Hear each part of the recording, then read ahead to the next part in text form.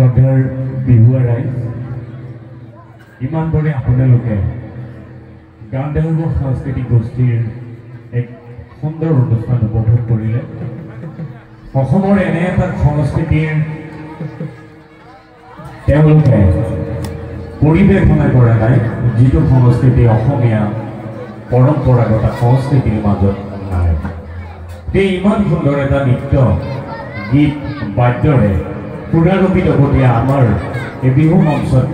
পৰিৱেশন কৰিলে আমি নতুন সুখী হৈছোঁ আৰু এই অনুষ্ঠানটিৰ পৰিচালক হেমাংগ দত্তক আমি মঞ্চত বিচাৰিছোঁ আৰু মৰমৰ শিল্পীগৰাকীক এখন ফুলাম বিহুৱানেৰে আৰু এটি সৰুদয়া জাপিৰে আমি সম্বৰ্ধনা জ্ঞাপন কৰিম আৰু এখন আমাৰ সৰুদয়া জাপি আৰু এখন ফুলাম গামোচাৰে আমি সম্বৰ্ধনা জ্ঞাপন কৰিম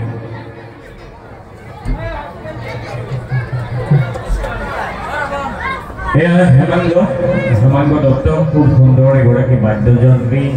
আৰু এগৰাকী ভাল গায়ক তথা এই অনুষ্ঠানটোৰ এই গান্ধৰ্ব সাংস্কৃতিক অনুষ্ঠানটো সুন্দৰভাৱে পৰিচালনা কৰিছে এই চেগতে আমি হেমাংগ এটি সৰুদয়া জাপিৰে সম্বৰ্ধনা জ্ঞাপন কৰিব বিচাৰিছোঁ আমাৰ অলৰাউণ্ডাৰ ক্লাবৰ তৰফৰ পৰা আৰু সম্বৰ্ধনা জ্ঞাপন কৰিব আমাৰ এই উৎসৱৰ অন্যতম এগৰাকী সম্পাদক অজিত দাসদেৱে গাঁও উন্নয়ন সমিতিৰ সম্পাদক এটি ফুলাম জাপিৰে সম্বৰ্ধনা জ্ঞাপন কৰিছে আমাৰ মৰমৰ হেমাংগ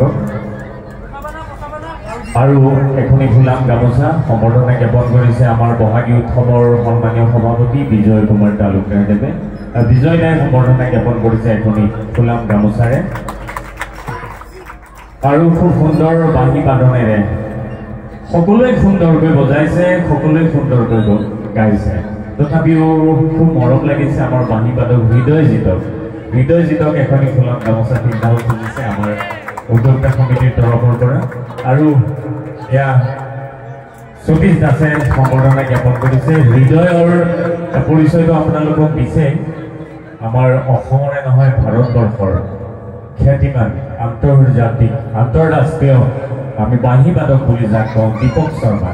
দীপক দাৰ ভতিজা হয় আৰু দীপক দাৰ পথেৰেই অনুগামী